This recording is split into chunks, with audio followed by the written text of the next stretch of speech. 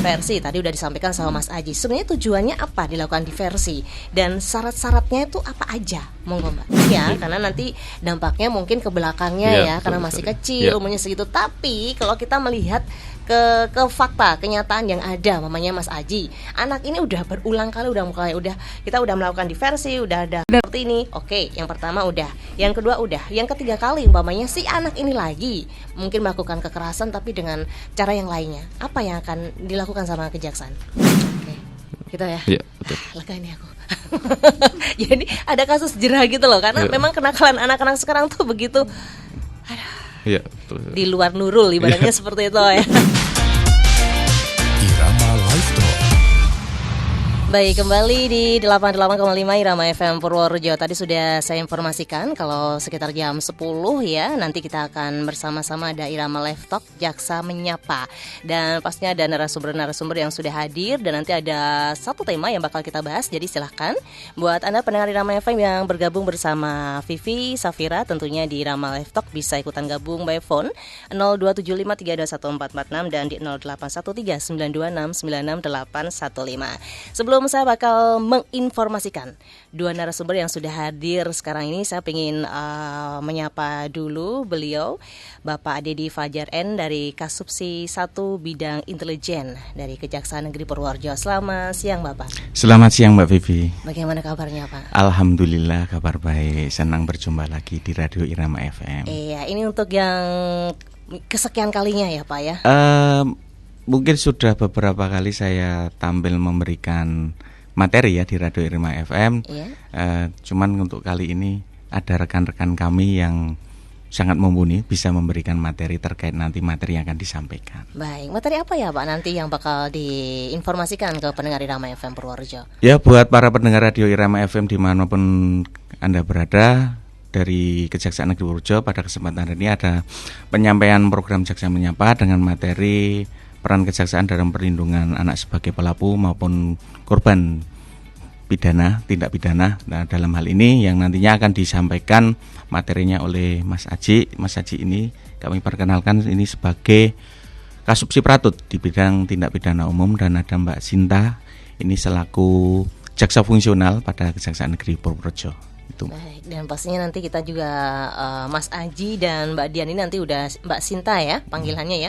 Berarti udah siap juga nanti kalau ada pertanyaan-pertanyaan yang masuk tentunya by phone dan SMS WhatsApp ya Bapak ya. Ya, insya Allah nanti akan setiap pertanyaan akan dijawab oleh para narasumber ini, dan yang tentunya ini materi ini sangat menarik dan sering terjadi di wilayah Kabupaten Purworejo. Artinya nanti dengan adanya materi ini masyarakat bisa paham, dan mungkin kan nanti ada sesi tanya jawab diberikan kesempatan, nanti bisa bertanya seluas-luasnya di dalam kesempatan kali ini, dan insya Allah akan kami jawab seperti itu. Ada sesuatu yang disampaikan Pak Dedi lagi? Sementara cukup, nanti ikuti aja penyiaran Radio Irama FM ini dengan tema yang tadi sudah saya sampaikan dalam program Jaksa Menyapa. Dan yang paling terpenting, tolong disimak baik-baik bagi seluruh warga masyarakat Purworejo yang mendengarkan siaran Radio Irama FM ini, karena ini menjadi ilmu bagi kita semua yang tadinya belum tahu menjadi tahu itu. Baik, terima kasih Bapak Dedi Fajar yang sudah hadir juga tentunya di studio Irama FM Purworejo. Dan baik pendengar, nanti kita juga akan mendengarkan lewat Irama FM, dan pastinya juga akan disiarkan juga lewat YouTube-nya Irama FM Purworejo. Memang seperti yang sudah disampaikan Bapak Dedi Fajar, yaitu tema siang ini adalah peran kejaksaan dalam perlindungan anak sebagai pelaku maupun korban tindak kejahatan. Kenapa hal ini diangkat? Pastinya dong kita tahu banget nih sebagai masyarakat pada umumnya kalau kita udah ngobrolin anak memang sebenarnya adalah individu banget gitu ya. Individu yang pastinya bisa memiliki hak dan pastinya bisa juga memiliki martabat yang harus pastinya dilindungi gitu. Dan pelindungan anak ini ternyata nggak harus dari keluarga aja, tapi bisa melibatkan berbagai banyak pihak, misalnya kayak keluarga, masyarakat, dan pastinya negara. Nah ini dia. Baik, tadi udah dibuka sama Bapak Dedi Fajar ya, yaitu Kasubsi 1 Bidang Intelijen. Dan sekarang ini saatnya saya akan menyapa pendengar dua narasumber yang sudah hadir di studio Irama FM Purworejo. Saya sapa dulu nih yang wanita dulu atau pria ya? Yang mana dulu? wanita dulu. Oh, wanita dulu. Harus di depan gitu ya. Baik, selamat siang dulu buat Mbak Sinta Dian Ambarwati SH. Ini jaksa fungsional Kejaksaan Negeri Purworejo. Selamat siang Mbak Sinta. Selamat siang Mbak Vivi. Sehat ya Mbak Sinta ya? Alhamdulillah sehat. Sudah ready ini pastinya dengan topik yang sudah disampaikan Bapak Didi tadi. Insya Allah. Dan udah siap juga nanti bakal menjawab pertanyaan-pertanyaan yang masuk pastinya di WhatsApp dan telepon, ya? Siap. Baik, sehat ya Mbak ya? Semangat ya Mbak ya? Baik, Semangat. satunya lagi ada Mas Sumantri Aji Surya Esa. Ya. Kita panggil dengan nama Mas Aji aja, panggilan kesayangan Iya. pasti ya. Kasubsi Pratut, Ya, Pratut. Kejaksaan Negeri Purworejo. Ya, Selamat betul. siang Mas Aji. Siang Mbak Vivi. Sehat ya Mas ya? Sehat. Baik, ini obrolan kali ini asik banget. Tapi sebelum saya bakal membuka obrolan siang ini, boleh mungkin Mas Aji dan Mbak Sinta sapa dulu pendengar Irama FM Purworejo. Dan nanti juga akan di-live-kan lewat YouTube-nya Irama FM Purworejo. Monggo. Oh, ya. Selamat pagi untuk pendengar Irama FM di seluruh Kabupaten Purworejo. Selamat pagi. Jangan lupa dengarkan kita dalam memberikan materi lah terkait perlindungan anak, peran kejaksaan dalam perlindungan anak sebagai pelaku atau korban. Ya. Baik, monggo silakan Mbak Sinta. Ya. Selamat pagi, selamat siang. Siang. Warga Purworejo. Nanti kita akan menyampaikan terkait dengan peran kejaksaan dalam perlindungan anak sebagai pelaku maupun korban tindak kejahatan. Nanti kita bisa berinteraksi ya, Betul. Mbak. Nanti bisa bertanya lewat BA ya, seperti itu ya. Nanti Betul. ditunggu. Ditunggu ya. Baik, saya buka aja nih. Topik ini sangat menarik sebenarnya ya Mbak ya. Yang kemarin adalah, kalau nggak salah apa Pak kemarin Pak? Tentang, sebentar, saya jadi lupa-lupa. Oh iya, warisan. Ya. Warisan, hutang piutang, Iya. perceraian gitu. Dan yang sekarang ini juga hebat banget ini. Ini juga sering banyak terjadi di masyarakat ya tentang kekerasan anak. Nah, peradilan dan pastinya nanti seperti apa gitu loh. Sebelum kita bakal lanjut seperti yang lain-lainnya, saya ingin tanya dulu. Ini topik yang menarik, kasus tentang masalah anak. Sebenarnya kita harus tahu dulu tentang definisi anak atau mungkin kenapa anak yang menjadi korban banyak sekali ya sekarang ini sering terjadi. Anak kenapa menjadi sasarannya dari permasalahan dari orang tua. Dan mungkin Mas Aji dan Mbak Sinta mungkin bisa menjabarkan dulu definisinya anak atau mungkin anak korban yang seperti apa. Monggo Mbak. Oh ya, terima kasih Mbak Vivi. Saya jelaskan dulu terkait anak ya dalam sistem peradilan pidana anak dalam Undang-Undang Nomor 11 Tahun 2012, bahwa di subjek atau objek dalam SPPA anak itu yang berusia mulai dari 12 tahun sampai 18 tahun itu dalam sistem peradilan pidana anak. Nah, anak yang melakukan tindak pidana itu disebut dalam SPPA itu anak yang berhadapan dengan hukum. Untuk korban sendiri disebut anak korban. Kalau saksi dia penyebutannya anak saksi. Jadi peran kejaksaan dalam penegakan hukum atau dalam penuntutan, jika anak melakukan suatu tindak pidana, itu sistem peradilannya berbeda dengan yang dilakukan oleh orang dewasa. Kalau di sistem peradilan pidana anak yang melakukan tindak pidana itu selalu diupayakan diversi dulu terlebih dahulu, tergantung memenuhi syarat atau tidaknya. Nah, untuk anak yang dapat dilakukan diversi itu semisal dia melakukan tindak pidana yang ancamannya di bawah 7 tahun atau bukan residivis atau belum pernah melakukan tindak pidana sebelumnya, itu dapat dilakukan diversi. Nah, diversi itu penyelesaian perkara di luar persidangan atau di luar peradilan. Jadi mengutamakan kepentingan anak pelaku, anak korban dan lingkungan sekitar. Jadi menghindari stigma negatif di luar. Nah, untuk diversi sendiri dia wajib dilakukan di setiap tingkatan, Mbak. Jadi di tingkatan di kepolisian itu diwajibkan diversi. Entah diversi itu gagal atau tidak, tetap harus dilakukan diversi. Nah, semisal itu gagal, itu lanjut di penuntutan atau di kejaksaan, di lembaga kejaksaan. Nah, di kejaksaan juga wajib dilakukan diversi. Sampai ke pengadilan pun juga harus dilakukan diversi. Nah, untuk pihak-pihak yang harus mengikuti diversi itu sendiri itu dari anak pelaku, keluarga pelaku, kemudian anak korban, keluarga korban, kemudian dari Bapas atau pembimbing kemasyarakatan, dan dari pekerja sosial atau Peksos. Nah, itu untuk diversi sendiri, jika semisal para pihak ada kesepakatan atau menyetujui untuk dilakukan perdamaian dan dari korban juga tidak keberatan, sudah adanya permintaan maaf segala macam, itu kalau di tingkat penyidikan itu nanti dihentikan lah ke tingkat stop ya. Kemudian kalau semisal di penyidikan ternyata gagal, nah, akhirnya dinaikkan ke kejaksaan, ke penuntutan. Tapi nanti kalau di penuntutan diversi berhasil, nanti penuntutan dihentikan ya, sampai di pengadilan. Nah, kemudian untuk dari kesepakatan diversi itu kan yang memenuhi tindak pidana yang dapat dilakukan diversi yang di bawah 7 tahun. Nah, kalau dari diversi sendiri semisal gagal, nah otomatis kan persidangan tetap berlanjut ya, Mbak. Kalau persidangan berlanjut, nah sistemnya kalau biasanya kita melakukan persidangan untuk pidana umum untuk orang dewasa itu kan pakai toga, yang pakai baju hitam sama pakai dasi putih. Nah, kemudian majelis hakim juga pakai toga warna merah. Nah, itu untuk peradilan pidana tidak melakukan atribut toga, pakai toga enggak. Kalau yang diversi maksudnya? Oh, itu yang diversi. Kalau yang diversi berarti kan tidak memakai atribut toga, atribut yang seperti itu kan? Enggak.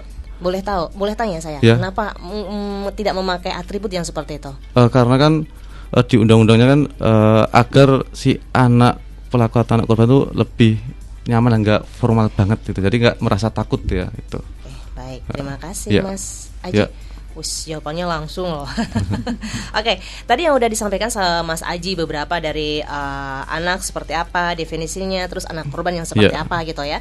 Dan tadi juga disampaikan tentang diversi. Oke, saya sekarang bakal ke Mbak Sinta dulu. Diversi tadi udah disampaikan sama Mas Aji. Sebenarnya tujuannya apa dilakukan diversi dan syarat-syaratnya itu apa aja? Monggo Mbak.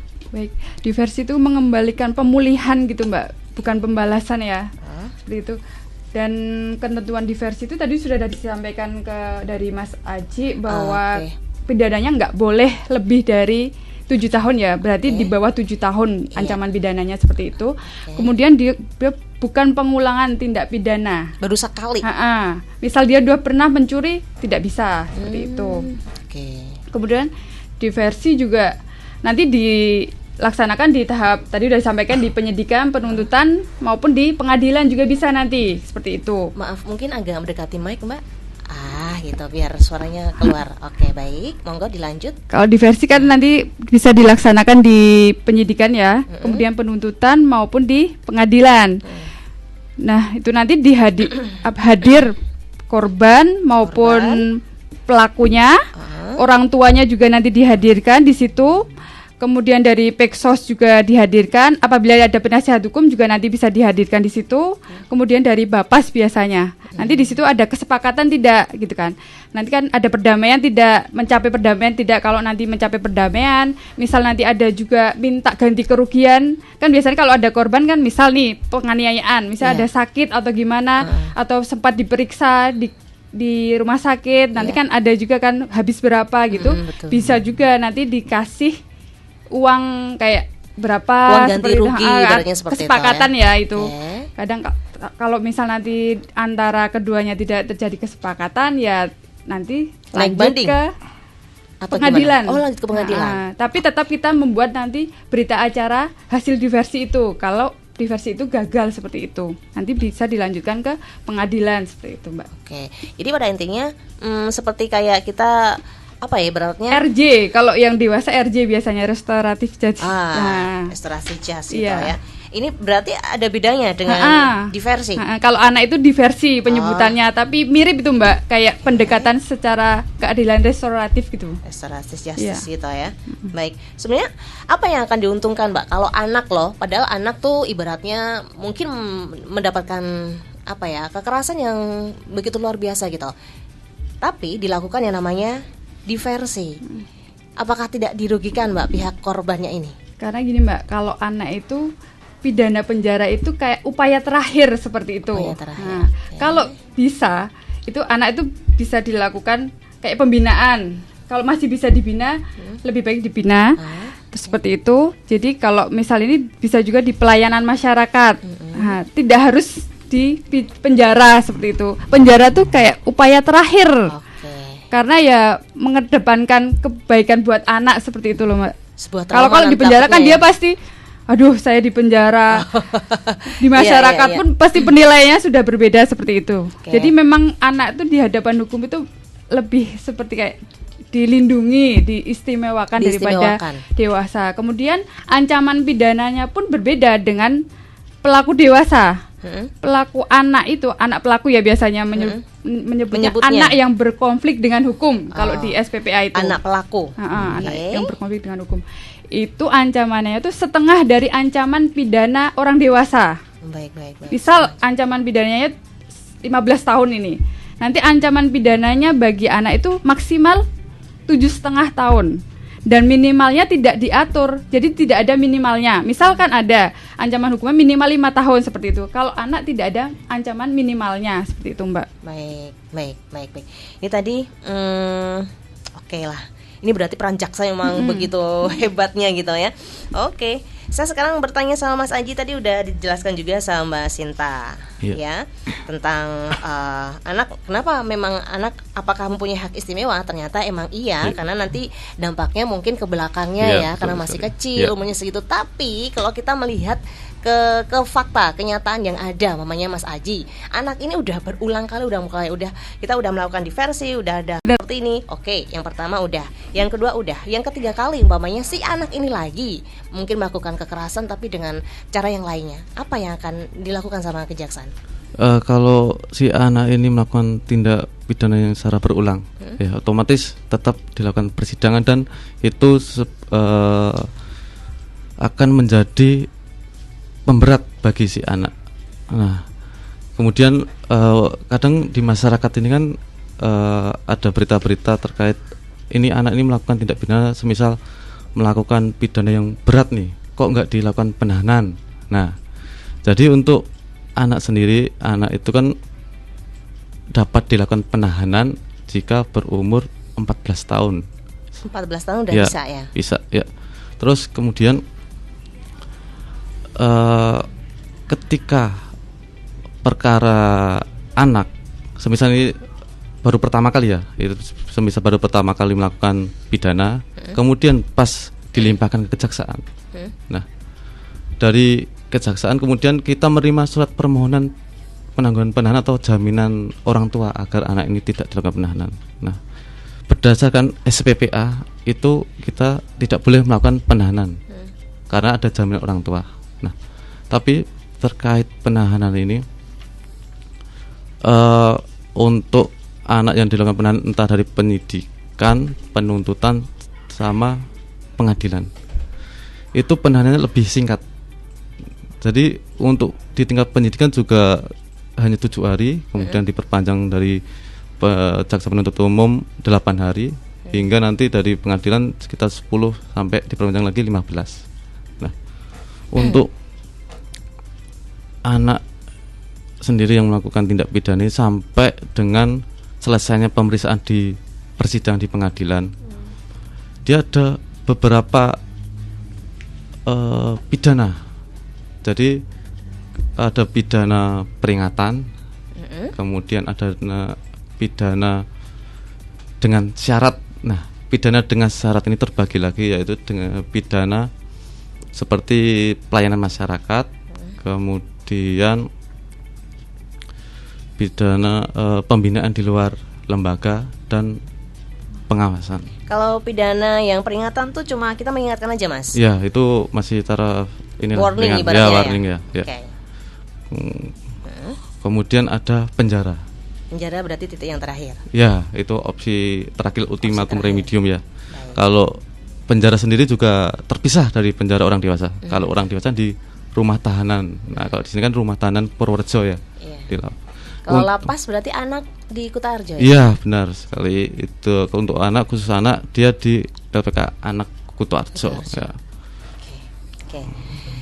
Boleh tahu nggak Mas, peran-peran dari kejaksaan itu seperti apa Mas? Selain tadi tentang diversi, restorasi justice gitu. Oh, selain dalam penegakan hukum, peran kejaksaan juga terlibat dalam upaya pencegahannya. Upaya pencegahan seperti kita ada program, Bu. Jadi programnya kita seperti jaksa masuk sekolah. Nah, ada juga? Ada, betul. Okay. Mulai dari tingkat SL ada kemarin terakhir di TK juga. Oh, TK juga? Ya, udah betul. ada seperti itu ya? Sudah ada. Okay. Jadi kita mengenalkan sejak dini itu hal-hal yang tidak boleh dilakukan. Okay. Jadi mengenalkan anak ini kalau semisal ada seseorang yang melakukan entah itu kan kadang yang anak-anak ini kan kadang nggak tahu entah dipegang bagian tubuhnya, nah nggak tahu ini masih ini nggak tahu ini salah atau enggak kan nggak tahu. Nah, itu menyadarkan anak-anak dari sejak dini itu biar sering laporkan ke orang tuanya apa yang dilakukan. Nah itu ada edukasi. Ya, kalau kita ngobrol masalah kayak itu tentang seksiologi itu bukan hal yang tabu sebenarnya. Ya. Betul. Okay. Itu dilakukan juga oleh kejaksaan? Iya, tapi secara umum aja gambar ya, nggak secara detail. Baik. Kemudian selain itu kan ada di SMP SMA. Nah sering untuk SMA ini kan yang paling menurut saya yang paling rawan. Karena mayoritas untuk anak pelaku ini mayoritas anak-anak SMA ya. Iya, karena kan banyak yang ikut-ikut tawuran, bawa sajam. Nah seperti itu kan, itu menurut saya kan harus orang tuh perannya harus lebih diawasi lagi. Baik, selain di jaksa maksud sekolah ada lagi? Apa yang seperti ini juga ya? Ya, seperti sebuah edukasi ya, juga edukasi ya. Juga, jaksa menyapa bersama saya Vivi Safira. Wih, asik seru ya. Oke, sekarang saya ganti sama Mbak Sinta. Tadi udah diinfokan sama Mas Aji tentang jaksa masuk sekolah dari TK, SD, SMP, SD juga ya berarti ya, semua tingkatan gitu. Boleh tahu nggak sih Mbak tingkat kerawanan anak-anak yang ada di Purworejo itu seperti apa gitu? Berapa persennya gitu kenakalan remajanya di Purworejo? Kalau ini lumayan juga perkara anak di Purworejo ini Mbak. Biasanya malah kadang perlindungan anak itu juga. Oke. Terus ada juga ya banyak yang pakai sajam gitu, banyak sekali tuh. Kadang dari SMP mana, kadang udah ada nih di sebelumnya. Ada lagi di SMP yang sama. Entah ya mereka tuh apa ada persaingan antara sekolah atau seperti apa. Jadi kayak ada kubu sini sama kubu sini kayak gitu kan. Itu nanti melibatkan banyak siswa di situ. Jadi kan sekolahnya juga mohon maaf terganggu seperti itu ya. Dia harus hadir di persidangan. Terus kadang kan lukanya pun kalau sampai bawa saja mengenai salah satu ini ya organ di badannya kan kadang sampai parah juga. Kalau bawa celurit kan soalnya bawanya senjata tajamnya tuh bawa celurit. Berarti seperti itu. Purworejo untuk kenakalan remajanya ngeri-ngeri sedap juga ya ternyata ya. Kalau kebanyakan yang itu Mbak, yang bawa sajam kayak gitu. Sajamnya aja nggak cuma ini, bener-bener kayak celurit itu beneran terjadi tuh Mbak. Oh my god. Oke. Kalau berarti peran jaksa tuh emang penting sekali masuk sekolah. Nah, saya ingin tahu antusias mereka tuh seperti apa Mbak? Kalau mungkin TK mungkin masih edukasinya seperti ini. Ini mungkin saya ingin tahu tentang mereka yang duduk di bangku SMP dan SMA. Antusiasnya mereka seperti apa? Gitu. Ya kalau kita melaksanakan jaksa masuk sekolah itu ya, itu kan kita memberikan edukasi ya, memberikan informasi terkait aturan-aturan hukum kalau jika melakukan tindak pidana ini. Tapi mereka juga ada kayak interaktif juga, bertanya lah, ada keinginan tahu juga, tertarik gitu ya. Apa sih hukumannya kayak gitu kan. Terus apabila kita melakukan itu nanti di penjara atau tidak kayak gitu kan, kita udah memberikan informasi sebelumnya ya. Betul. Walaupun nanti tetap ada aja perkara yang masuk yang melibatkan anak-anak sekolah ya, yaitu SMP, SMA seperti itu Mbak. Tapi kan itu upaya dari kami ya untuk mencegah agar anak-anak sekolah itu tidak terjerumus ke tindak pidana seperti itu. Iya, saya baru aduh kaget juga nih, SD, SMP, SMA Banyak, udah Mbak. pakai kayak gitu ya. Saya taunya cuma di luar kota aja nih. Purworejo ternyata seperti ini. Berarti jaksa juga melibatkan pihak-pihak yang lain juga dong, seperti kepolisian dan yang lainnya. Bersinergi berarti ya. Iya, bersama. Oke, kebersamaan pastinya. Oke. Berarti peran jaksa memang begitu hebat, begitu luar biasa. Baik. Dan pastinya jangan lupa sekali lagi buat Anda pendengar Irama FM yang sekarang ini pingin berinteraksi bersama kita di sini, boleh nanti bisa dimanfaatkan aja telepon di 0275321446 atau SMS WhatsApp-nya sama ya, yaitu di 081392696815. Kita akan berhenti sejenak Mbak, karena ada beberapa WhatsApp yang udah masuk. Nanti bakal saya informasikan juga pastinya buat Anda yang mau ikutan gabung, silahkan untuk bisa gabung di sini tentunya di Irama Live Talk Jaksa Menyapa.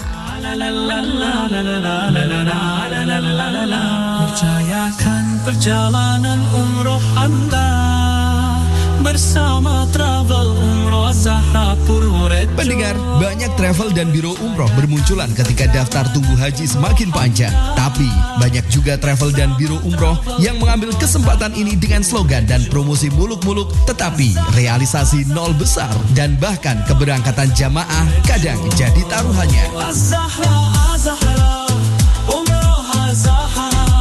Saatnya berpikir cerdas. Percayakan keberangkatan umroh Anda bersama kami, Travel Umroh Az-Zahra Purworejo dengan SKPPIU nomor 0220 1013 5190 80008. Super promo umroh 9 hari keberangkatan 25 November 2025 hanya dengan 26 jutaan. Sudah termasuk perlengkapan umroh, manasik, visa umroh, airport tax, tiket pesawat Jakarta Saudi, hotel Makkah Madinah bintang 3 dengan 4 orang per kamar, tour leader, pembimbing ibadah, city tour, bus AC terbaru, makan full board di hotel. Segera amankan porsinya untuk umroh Anda tahun ini bersama Travel Umroh Az-Zahra Purworejo. Keberangkatan 25 November 2025, seat terbatas dan pasti Anda dijamin puas umroh bersama kami. Segera hubungi Irama FM 081 227 10889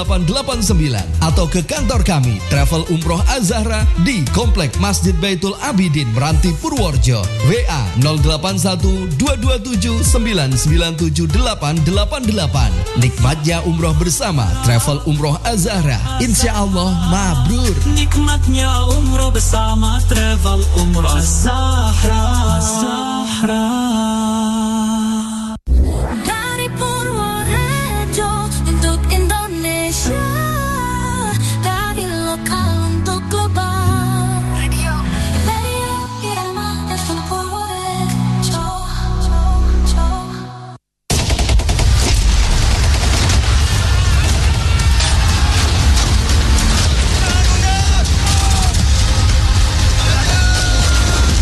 80 tahun peringatan kemerdekaan Republik Indonesia. Bersatu berdaulat, rakyat sejahtera, Indonesia maju.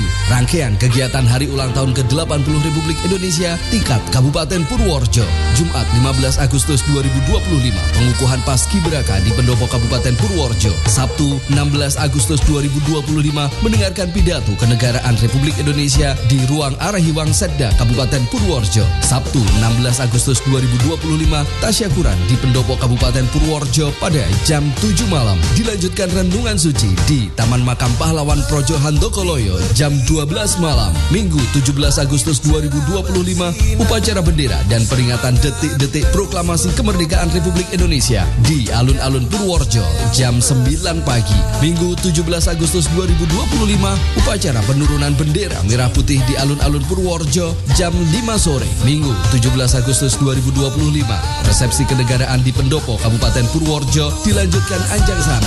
Menuju Indonesia Jaya. Sabtu tanggal 23 Agustus 2025, karnaval tingkat SMA, SMK, MA dan umum start jam 1 siang. Jumat 29 Agustus 2025, karnaval tingkat PAUD TK start jam 7 pagi. Sabtu 30 Agustus 2025, karnaval tingkat SD, MI, SMP, MTS start jam 1 siang. Segera daftarkan sekolah, instansi, organisasi, komunitas Anda untuk berpartisipasi di karnaval hari ulang tahun ke-80 kemerdekaan Republik Indonesia. pendaftaran karnaval SMA, SMK, MA, dan umum melalui link bit.ly/daftar SMA umum 2025. Pendaftaran TK, PAUD, SD, MI, MTS melalui link http://bit.ly/4IUUJRK. Pendaftaran ditutup tanggal 17 Agustus 2025 jam 12 malam. Info lebih lanjut klik bit.ly/karnaval 2025. 80 tahun sudah kita merdeka. 80 tahun peringatan kemerdekaan Indonesia. Bersatu berdaulat, rakyat sejahtera, Indonesia maju. 80 tahun Indonesia bersatu berdaulat, rakyat sejahtera, Indonesia maju. Merdeka bersama Irama FM, Irama FM Purworejo.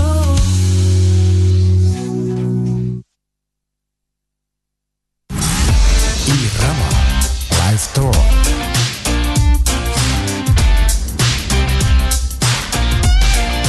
Irama Live Talk. Baik, kembali di 88,5 Irama FM Purworejo. Masih bersama saya Vivi Safira dalam Irama Live Talk, Jaksa Menyapa, dan dua narasumber yang sudah hadir di sini ada Mbak Sinta dan Mas Aji ya. Boleh, monggo silahkan buat Anda yang ikutan berkolaborasi by phone, SMS, WhatsApp, kami persilahkan. Dan memang sudah ada beberapa yang masuk. Tema kali ini adalah peran kejaksaan dalam perlindungan anak sebagai pelaku maupun korban tindak kejahatan. Kenapa anak yang harus selalu menjadi penderitanya, subjeknya, ibaratnya seperti itu? Kenapa ya? Memang itu yang sepertinya terjadi ya. Biasanya orang tua pelampiasannya ke anak gitu ya. Ada kan kasus-kasus seperti itu kan. Aduh, oke. Dan boleh, ini saya bakal mulai aja ya Mas Aji dan Mbak Sinta ya. Ada WhatsApp yang udah masuk. Wih deh. dari Mr. X. Izin bertanya, Bapak Ibu Jaksa, tetangga saya ada yang berkonflik dengan hukum, tepatnya kasus pencurian. Anak tersebut masih SMP. Yang mau saya tanyakan, apakah jaksa mempunyai kewenangan untuk melakukan perlindungan pada saat proses penyidikan dan penyidik Polres? Ya, yang pertama itu. Oke. Dan apabila penyidik tidak menghadirkan pendamping pada saat penyidikan, apakah itu bisa dilaporkan? Dan mohon penjelasan prosedur apabila pihak keluarga ingin meminta RJ dalam kasus tersebut. Monggo. Baik Mbak Vivi, saya jawab pertanyaan pertama ya. Iya. Ya.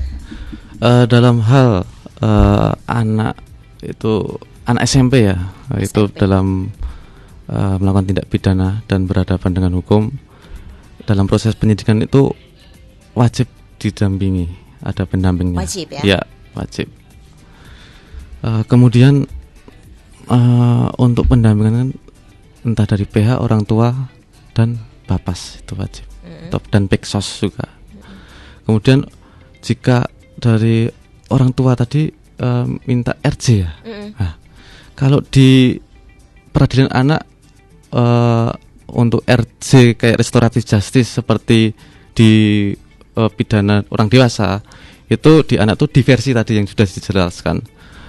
Diversi di sini kan penyelesaian perkara di luar peradilan dengan asas RJ, asas restoratif justice. Nah, untuk RJ itu sendiri kan ada syarat tertentunya juga. Jadi ancaman di bawah 7 tahun. Nah, kalau semisal ancaman 5 tahun dan anak ini belum pernah melakukan tindak pidana, itu bisa dilakukan.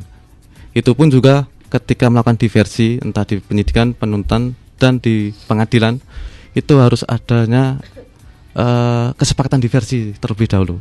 Entah nanti hasilnya kesepakatan itu antara pihak anak pelaku dan pihak dari anak korban atau dari korban sudah ada kesepakatan lah, saling memaafkan atau ada kesepakatan dengan ganti kerugian.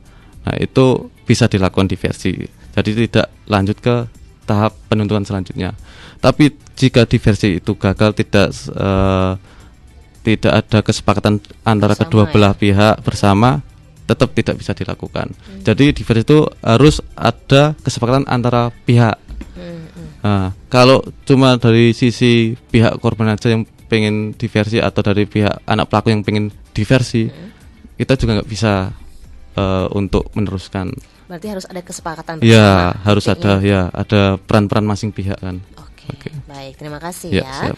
Oke, terima kasih. Dan ada juga yang udah ikutan gabung, Mbak Tami ada di Bayan. Mungkin Mbak Sinta bisa ya menjawab ini ya. Boleh tahukah peran pendamping saksi atau korban dalam pemeriksaan di sidang pengadilan? Baik Mbak, terima kasih kesempatannya. Izin menjawab ya. Tadi gimana peran orang tua ya atau wali ya ketika di persidangan ya. Perannya itu untuk memberikan dukungan lebih tepatnya dan memastikan hak-hak anak itu terpenuhi seperti itu. Terkadang kan kalau anak-anak itu kalau dihadapkan di persidangan, mohon maaf, kadang kan ada rasa takut seperti itu ya. Kadang karena didampingi oleh orang tua kan dia lebih pede seperti itu.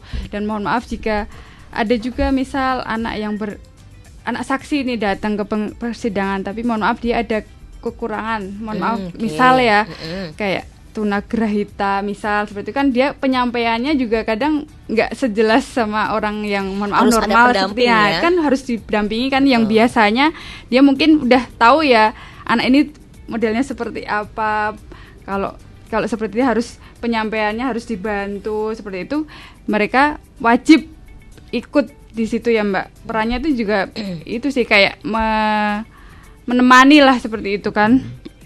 Terus tapi di sidang itu wali tidak boleh memberikan kayak keterangan, maksudnya tetap keterangan itu dari anak, nggak boleh menyetir lah bahasanya, nggak boleh kamu harus bilang seperti ini tuh, nggak, cuma kayak mendampingi aja sih Mbak. Misal nanti ada anak takut atau seperti apa kan, kalau ada didampingi oleh orang tua kan dia lebih pede, lebih bisa menyampaikan lah kayak seperti itu. Kadang kan kita anak wah banyak orang kayak gitu kan dia pasti Udah down dulu kan, apalagi kalau dilihat apalagi orang-orang di situ kan mungkin dia nggak mengenal kayak gitu kan, kadang takut orang-orang asing ya. Kadang takut juga sama pelakunya seperti itu kan, kadang masih ada rasa takut kan Mbak. Kadang kalau dia takut bisa juga anak pelaku itu dikeluarkan terlebih dahulu Mbak, agar anak itu bisa menyampaikan sesuai, tanpa ada tekanan. Sesuai apa yang memang dia alami seperti itu. Oh, berarti bisa ya seperti itu ya? Bisa. Kalau memang nanti ditawarkan oleh hakimnya, gimana? Apakah keberatan apabila anak pelaku ini ada di persidangan ini? Misal ada keberatan dari pihaknya korban, misal ini. Nanti anak pelaku ini dipersilahkan keluar dulu, baru nanti anak itu diberikan pertanyaan seperti itu, sehingga dia lebih ini kan Mbak, bisa menjelaskan lebih detailnya. Jadi nggak ada rasa takut, kalau ada pelakunya kan pasti saya takut nanti misal selesai perkara ini nanti dia ini kan betul masih betul. Oke, berarti gitu memang kan. harus butuh pendamping gitu ya. Tapi gitu. ada juga mungkin ini agak sedikit mirip ya antara pendamping tapi di lain itu. Ini dari WN, gimana peran dari kejaksaan dalam melindungi korban sekaligus pelaku pemeriksaan yang masih di bawah umur? Berbeda ya dari kejaksaannya langsung gitu. Sukses buat Kejaksaan Purworejo. Terima kasih gitu. Monggo Mas Aji. Peran dari kejaksaan dalam melindungi korban sekaligus pelaku pemeriksaan yang masih di bawah umur khususnya. Tetap ya, kalau masih di bawah umur tetap harus didampingi juga, apalagi di bawah umur. Jadi dalam pemeriksaan harus dibuat senyaman mungkin bagi anak pelaku atau anak korban. Jadi dia memberikan keterangan itu tidak ada merasa ketakutan. Kadang ketika dilakukan pemeriksaan karena si anak ini takut, itu mesti keterangan yang disampaikan pasti tidak semua 100% diutarakan.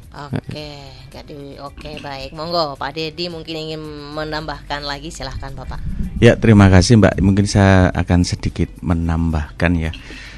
Terkait dengan apa tadi disampaikan, ada pertanyaan bagaimana ketika ada tindak pidana yang dilakukan oleh anak SMP, apa peran kejaksaan ketika sudah sedang diproses oleh pihak penyidik ya.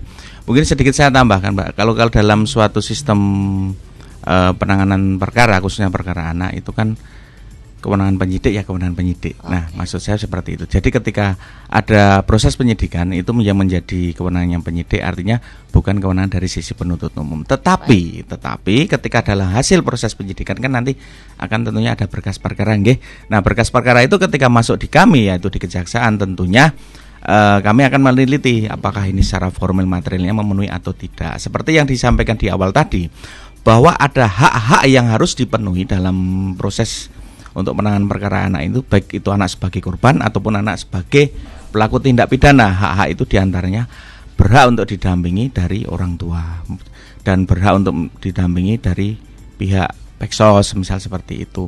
Dan ini haknya ini diberikan kepada baik anak pelaku ataupun anak korban dalam hal pendampingan. Artinya apa? Karena dalam Undang-Undang Sistem Peradilan Pidana Anak, Undang-Undang SPP, Undang-Undang Nomor 11 Tahun 2012, pendampingan dalam hal anak pada saat diperiksa itu sifatnya wajib. Artinya ketika itu dalam proses pemberkasan kita melihat, oh ini kok tidak didampingi, tentunya itu menjadi suatu hal yang, mohon maaf kalau dalam bahasa hukumnya itu secara formalnya tidak terpenuhi. Artinya secara formal artinya bahwa kita memberikan petunjuk kepada penyidik untuk memperbaiki, dalam artian ini harus ada pendampingan dan itu sifatnya adalah suatu kewajiban, kan seperti itu. Terus tadi ada yang bertanya berkaitan dengan bagaimana peran kejaksaan dalam istilahnya ketika melakukan pemeriksaan terhadap anak korban maupun anak pelaku. Konteksnya ini saya berbicara terkait dengan proses persidangan, proses peradilan. Yang berhak untuk mengajukan dalam proses pembuktian, menghadirkan dalam artian menghadirkan saksi, menghadirkan dalam hari ini anak ataupun saksi yang sudah dewasa, dan juga menghadirkan anak sebagai pelaku ataupun korban adalah penuntut umum. Artinya apa? Bahwa penuntut umum ketika menghadirkan dalam proses persidangan, kita itu juga harus sudah siap apa yang menjadi kewajiban daripada penuntut umum untuk pemenuhan hak-hak daripada anak sesuai dengan ketentuan perundang-undangan. Artinya bahwasanya ketika harus ada orang tua, kita harus juga menghadirkan orang tuanya, harus ada peksosnya dan sebagainya, ataupun pendamping yang lainnya sesuai yang diatur dalam ketentuan perundang-undangan. Artinya bahwa kita itu perlindungannya terhadap anak ataupun daripada anak pelaku ataupun korban itu kita memberikan hak-hak sesuai yang diatur dalam ketentuan undang-undang. Di samping daripada aspek dari sisi tadi kenyamanan, keamanan, pasti kita yang bertanggung jawab juga ketika, karena dalam proses itu masih istilahnya dalam pembuktian adalah pembuktian itu dilakukan oleh kita dan kita bertanggung jawab terkait dengan keamanan, walaupun secara umum bukan hanya kita aja, artinya dari aparat penegak hukum yang lain juga memberikan keamanan, kenyamanan dalam situasi tertentu seperti itu. Baik, jadi apapun itu dari anak korban atau anak pelaku tetap mempunyai hak yang sama gitu ya Pak ya? Haknya sama, artinya sesuai dengan ketentuan di perundang-undangan harus ada pendamping ketika anak itu belum berusia 18 tahun. Karena di dalam undang-undang SPP itu diuraikan bahwa yang dimaksud dengan anak adalah anak yang belum berusia 18 tahun, termasuk ini mohon maaf, termasuk anak yang masih di dalam kandungan. Itu di dalam undang-undangnya bunyi seperti itu di undang-undang SPP. Baik. Terima kasih Bapak. Ya, lebih siap. Jelas lagi ini ya. Terima kasih Bapak Dedi. Siap. Oke, sudah ya. Pokoknya udah terjawabkan langsung oleh Mbak Sinta, Mas Aji dan Bapak Dedi Fajar. Baik, yang berikutnya ada lagi. Kakak saya mau tanya dari 310, apakah anak yang melakukan kejahatan, misalnya melakukan penganiayaan terhadap temannya dapat dipenjara? Monggo, Mas Aji. Baik, untuk anak yang melakukan penganiayaan ya, tindak pidana penganiayaan, bisa dilakukan penjara. Tapi kita juga tidak langsung menuntut dilakukan pidana penjara. Kita harus lihat dulu faktanya, fakta dan kronologis perkara kenapa kok si anak ini bisa melakukan penganiayaan. Nah, kemudian dilihat terlebih dahulu apakah anak ini sudah berusia 14 tahun ke atas. Nah, karena kan mengingat anak yang dapat dilakukan penahanan anak yang sudah berusia 14 tahun ke atas. Nah, kemudian untuk anak yang melakukan penganiayaan, kita juga harus sebelum melakukan penuntutan kita harus melihat dari rekomendasi hasil penelitian dari Bapas. Apakah dari rekomendasi tersebut anak dapat dilakukan penjara di LPKA atau rekomendasinya dikembalikan orang tua atau pidana yang lain, pidana dengan syarat, contoh pelayanan masyarakat segala macam. Kalau semisal anak ini melakukan penganiayaan hingga semisal dia diduga dengan ancaman atau penganiayaan berat, nah itu bisa dilakukan pidana penjara. Bisa ya? Ya. Oke, apapun itu memang harus dirembuk dulu. Siap, karena ya. memang usia anak-anak itu usia rawan Ya, sebenarnya ya. betul sekali. Takutnya ada trauma-trauma, Ya. ada sesuatu sisi yang sensitif sekali. Ya. Dan ada lagi yang bertanya dari 81 pagi. Bukan pagi, siang.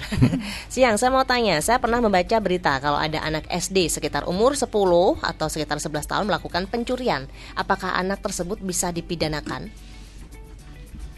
untuk anak yang melakukan pencurian ketika dia masih SD ya, itu kalau SD umur sekitar 12 ke bawah ya. Nah kalau dia 12 ke bawah, menurut SPPA dia hanya bisa dikenakan tindakan Tindakan aja. ya, tindakan berupa seperti pembinaan atau dikembalikan ke orang tua ya gitu. Baik, Mbak Sinta ingin menambahkan boleh? Ya, tadi sudah disampaikan dari Mas Haji ya, kalau anak masih di bawah 12 tahun itu ya ancamannya nggak boleh dipenjara. Namun ancamannya itu bukan ancaman sih, lebih ke dikembalikan kepada orang tua ataupun nanti ada program pendidikan, pembinaan dan pembimbingan di LPKS. LPKS itu Lembaga Penyelenggaraan Kesejahteraan Sosial, paling lama cuma 6 bulan, Mbak. Seperti itu. Baik ya. Oke, sudah terjawabkan ya. Ada lagi, saya harus baca dulu ini. WhatsApp-nya udah masuk dengan waktu yang tuh kan sangat terbatas ya. Nggak apa-apa ya, masih asik ya. Dari Mas Anton, terima kasih. Kak, kalau kita mengacu pada kewenangan jaksa sebagai pemilik perkara, jaksa punya tanggung jawab juga pada pelaksanaan putusan pengadilan. Pertanyaan saya, bagaimana pengawasan yang dilakukan jaksa terhadap anak yang diputus bersalah dan ditahan di lapas anak? Mengingat di lapas sering terjadi kekerasan. Itu pertanyaannya. Dan mau mengapresiasi juga, dan saya juga ingin mengucapkan selamat atas ditandatanganinya MOU antara Kejati Jateng dengan Kodam Diponegoro ya. Semoga bisa menjadi jaksa lebih berani lagi dalam penegakan hukum. Seperti itu. Mungkin Pak Dedi atau mungkin Mbak Sinta yang akan menjawab, silahkan. Tadi ini apa, Mbak? Tentang ini Mbak, mengacu pada kewenangan jaksa sebagai pemilik perkara, jaksa punya tanggung jawab juga tentang pada eksekusi di LPKA itu ya, Mbak. Bagaimana pengawasan yang dilakukan jaksa terhadap yang anak yang bersalah? Ya baik, terima kasih. Kalau nanti kan setelah ada putusan di pengadilan itu ya, kita kan harus melaksanakan putusan pengadilan seperti itu ya, Mbak. Nanti kita harus mengeksekusi anak tersebut di LPKA. Setelah di LPKA ya menjadi tanggung jawabnya LPKA seperti itu. Jadi kita sudah sebatas sampai mengeksekusi saja, Mbak. Selanjutnya nanti sudah diserahkan ke lembaga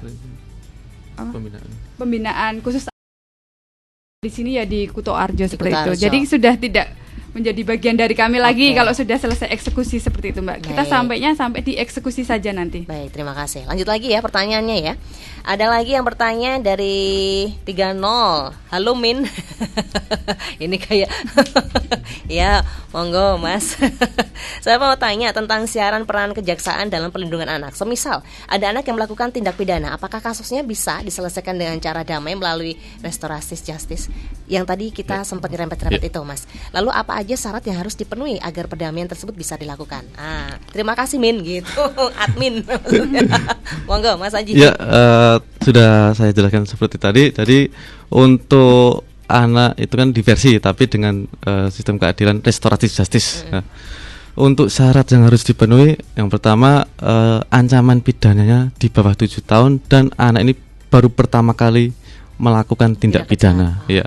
Kemudian untuk kesepakatan diversi sendiri harus ada pihak-pihak seperti Bapas, Peksos, anak korban, keluarga korban, anak pelaku, keluarga pelaku, dan dari hasil kesepakatan diversi tersebut apakah ada kesepakatan semisal dari anak pelaku mengganti kerugian dari korban atau sebaliknya korban sudah memaafkan. Nah, kalau di forum tersebut dihasilkan kesepakatan dan saling memaafkan dan mengembalikan seperti semula, itu bisa dilakukan diversi dan tidak dilanjutkan ke tahap selanjutnya. Tapi kalau semisal salah satu tidak ada kesepakatan atau salah satu misal anak korban atau dari pihak korban tidak mau memaafkan, ya tetap lanjut. Oke. Ya.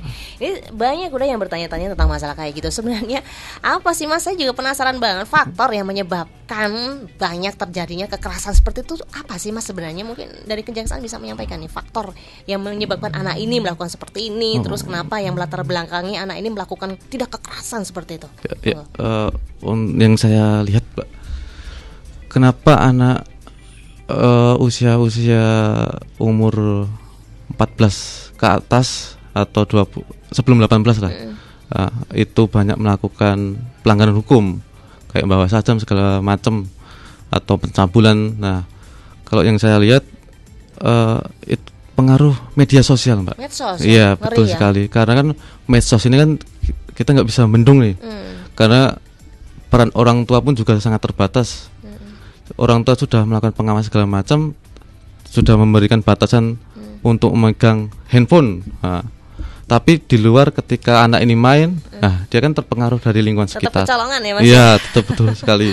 Itu emang harus pengawasan ekstra. Walaupun di rumah emang ketat, tapi kalau di luar dia lingkungannya masih lingkungan negatif, ya tetap agak terpengaruh. Kembali lagi ke personal anak tersebut. Berarti boleh dong, saya ingin minta pendapat dari Mas Aji sama Mbak Sinta. Menurut Anda berdua, sebenarnya titik yang paling utama itu berarti di keluarga, lingkungan, atau dua-duanya, atau mungkin karena mungkin gampang terlena dengan medsos, Mas? Kalau Mas Aji, menurut saya yang pertama dari keluarga terlebih dahulu sih, karena kan yang sering berinteraksi dengan orang tua. Kalau orang tuanya kurang perhatian, kurang pengawasan, ya sama aja kan. Oleng ya, Mas? Iya, oleng. Nah, kalau semisal dari orang tua sendiri udah perhatian, pengawasan juga ketat, seperti jam main, jam belajar udah teratur. Mungkin insya Allah dari di keluarga mungkin ada pencegahan terlebih dahulu. Betul. Oke, setuju. Ya, tapi nanti kalau pas di luar, ya itu harus orang tua harus ekstra nih. Ini anak ini mau main kemana nih? Jangan sampai bilangnya main ke sekolah, ternyata bolos. Gitu. Itu kena. Kayaknya Mas Aji dulu gitu deh. Enggak ya? Kalau Mbak Sinta gimana menurut Mbak Sinta? Kalau menurut saya sih lebih ke medsos ya, Mbak. Kalau kayak perlindungan anak itu mohon maaf kan kayak ada lihat video-video kayak gitu, mohon maaf ya kan kadang gitu. Kadang orang tua pasti nggak tahu ya kalau misal di sekolahan gitu ya. Sekarang anak-anak SD pun bahkan udah bawa HP gitu. Bahkan kalau misal di Facebook atau di Instagram itu kan kadang lewat aja kan scroll gitu ya. Iya, nggak tahu nih tiba-tiba muncul ini.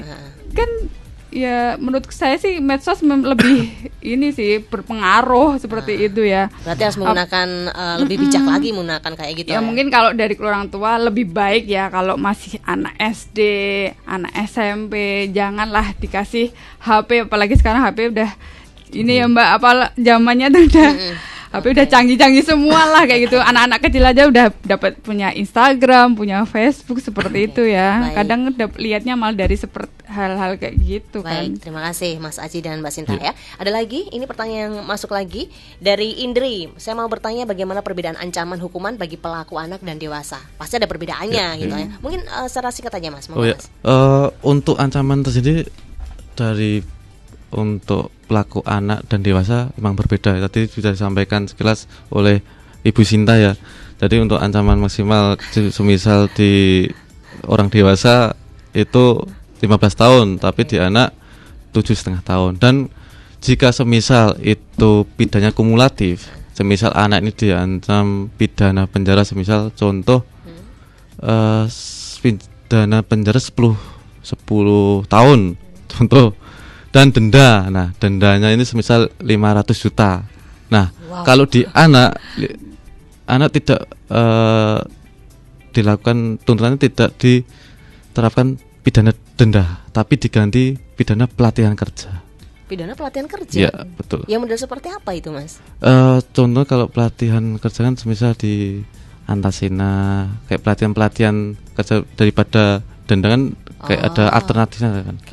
Nah, kemudian terkait, kalau di pidana sampai kaget saya. Nah, gitu.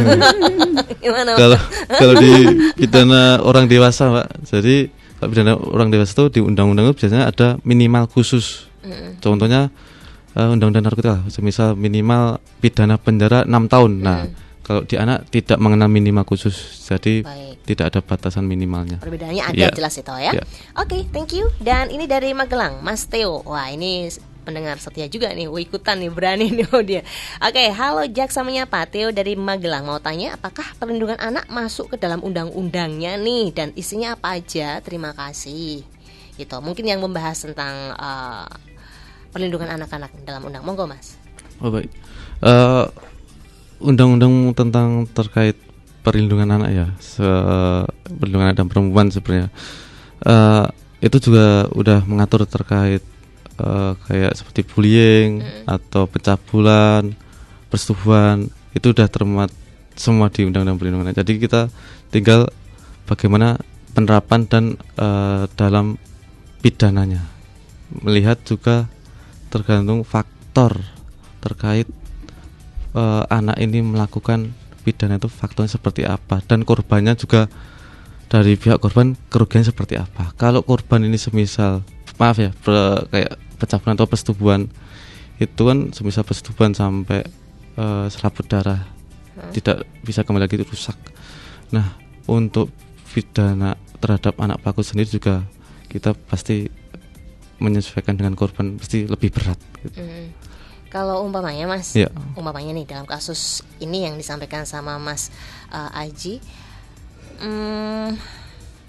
pelakunya banyak, bapaknya lebih dari 3 orang gitu, satu korban, apa yang akan didapetin sama anak pelaku ini Mas? Pasti untuk pelaku tersebut pidana penjara pasti. Ya, karena kan perbuatannya sangat merugikan bagi korban, dan itu mengalami trauma kan? Pasti itu kan nggak bisa dikembalikan kan. Betul. Nah, jadi kan memang benar-benar sangat merugikan bagi pihak korban.